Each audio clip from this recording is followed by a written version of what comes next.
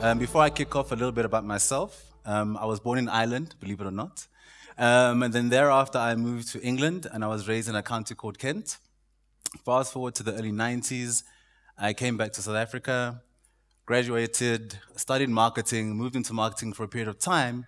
And then in 2011, my interest was piqued in renewable energy because I saw there was an opportunity that was coming through in South Africa, and I wanted to be a part of it. So what I did is that I knuckled down, I engaged some mentors of mine, and I got involved in the industry, and now here I am 8 years later, talking to you about it. To title my presentation, I actually called it Africa the Leading Light, and the reason I say that is because I'm a die-hard African optimist. I believe that this country is poised, or rather this continent, is poised for great things. If you look at our continent as a holistic population, we have 1.4 billion people. We have the youngest population in the continent on Earth. And we have an innovation pipeline that will take us into the forefront of the global economy for decades to come. And on top of that, we have the most abundant natural resources globally. So I believe that Africa is the leading light and not the dark continent, as we are often called. So I think before I kick off into the granularity of my presentation, I want to just give us context as to what we're dealing with here. And I want to ask two multiple choice questions to see if we understand the gravitas of how energy access is a huge issue in this continent. The first question is, out of 1.4 billion African citizens, how many do you believe don't have access to electricity? So I'm going to ask three options, and I'm going to ask you to put up your hands to indicate which one you believe is the correct one. Who says A, 780 million? Okay. Who says B, 650 million? All right. And then lastly, who says C, 470 million? The correct answer is in fact B. Now what this tells you, if you look at that percentage out of the 1.4 billion people, almost half of this entire continent does not have access to electricity, which is quite scary when you think about it. If you look at that in global terms, the American population is about 300 million people. That means double the American population do not have access to electricity in Africa. The second question, what is the sub-Saharan rate of electrification? Now, I've put in a clue here just to guide the thinking. The global average is 89%. So who thinks it's A, 62%? Okay, no takers on A. Who thinks it's B, 38%? Okay, there's a couple of takers on B. And who believes it's C, 44%? Okay, guys have done their homework. It is in fact C. And if you look at the correlation between the second question and the first question, again, it's almost 50%. So you see that from access to energy and the rate of electrification point of view, we're almost 50% where we should be, which is quite scary. Now, this is the almost like a numbers overview of where we sit. But if you look at this from a diagrammatic point of view, this is Africa at night. Now, if you look at the top left-hand side, you'll see United Kingdom. Beneath that, you'll see Europe. Towards the top right, you see Scandinavian countries. But look how dark Africa is. All the parts that you can see lit up are the areas where there's electrification. That shows you the kind of serious problem we're dealing with as a continent. Now, if you talk about solutions, or if you talk about the problem rather, the problem in my view is defined by four major areas. The first one is access to energy, right? People don't have access to power at a basic level. The second one is security of supply. How sustainable and how stable is that supply of power? The other one is deforestation. And deforestation talks about charcoal and the burning of wood. And the truth of the matter is that when we continue to burn wood and burn charcoal on a sustained basis, it actually creates environmental issues from a deforestation point of view. The last one is climate change. I'm sure everyone here is well aware of the climate change issues that we've had in the world today. If you look at Hurricane Harvey, the cost of Hurricane Harvey is $125 billion on its own. If you look closer to home in Mozambique, we had the cyclone that happened just over 2 months ago that caused huge damage, over 1,000 deaths. It also impacted the energy supply to South Africa and to Mozambique.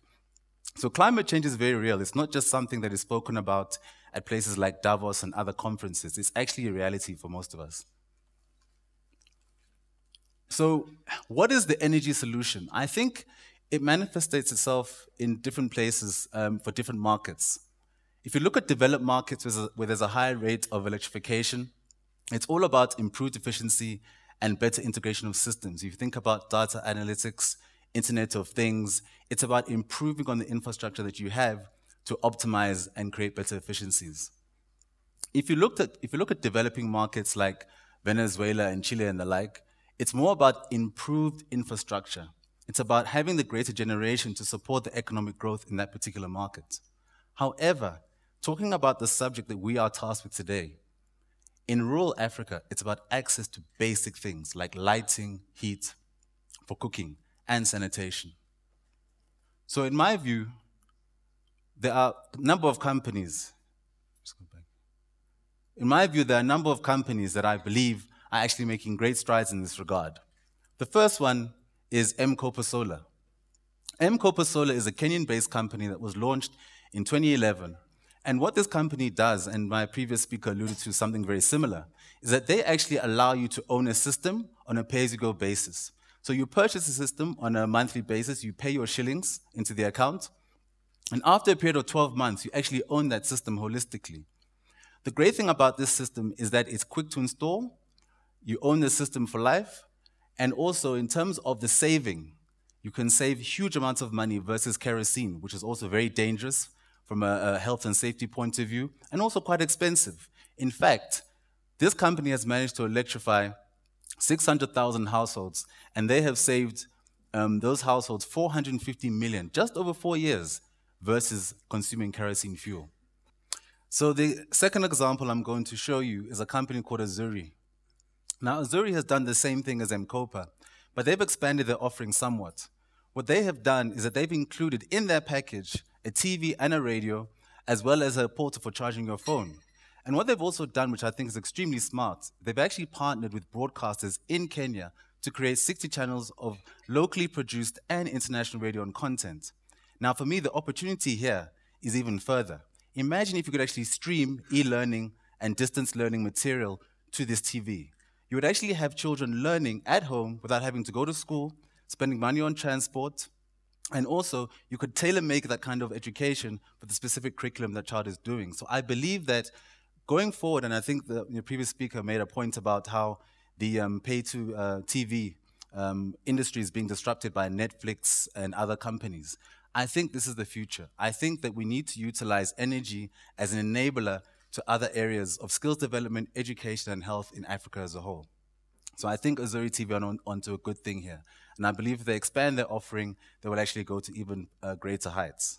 The previous speaker made a point about infrastructure and how infrastructure can sometimes be an impediment and not an enabler. And I have the same sort of feeling. I actually feel that as much as we are proud as South Africa of our infrastructure in this country, other countries who do not have the same level of infrastructure can actually leapfrog us in many ways because they don't have the same sort of hindrance that we do. They don't have established transmission, they don't have large-scale power generation plants to pay for, they don't have the same sort of legacy capital infrastructure investment that we do. And that's why I think that other parts of Africa, Kenya being one of them, Rwanda, Uganda, as well as Malawi, are really going to be at the forefront of energy innovation going forward. The last example I'm going to talk about talks about specifically biogas as a form of energy.